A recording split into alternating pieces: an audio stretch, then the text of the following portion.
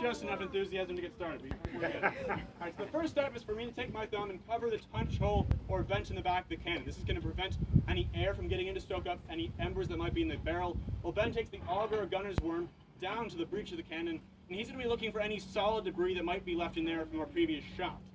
If he finds anything, it's going to be historically inaccurate aluminum foil.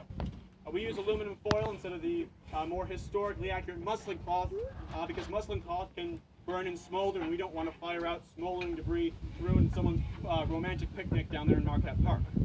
But the next step is going to be the wet swab. So again, more safety steps to make sure that if there are any embers in the barrel, they are properly extinguished, as well as it's going to cut off air circulation as he runs that up and down the barrel.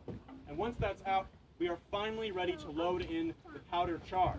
You notice it's taking quite a bit of time, but you want to make sure that your gun is nice and clean of any possible debris or embers before you load in that charge, because you don't want to set it off prematurely.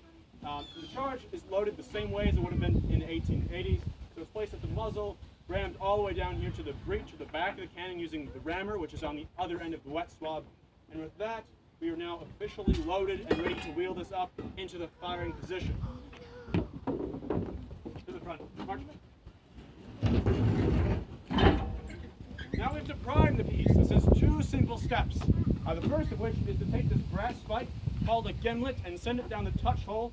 That's going to pierce a hole in our powder charge to expose some of that black powder so we can actually set it off. The next step is to insert our ignition device. We're using the same type of device they would have used in the 1880s and even way back into the 1840s. It's what's known as a friction primer.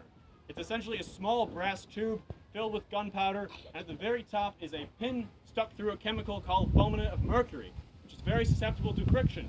So when you yank that pin out, that is enough friction to spark the mercury, which ignites the powder in the tube, shooting a jet of flame onto the charge, setting it off.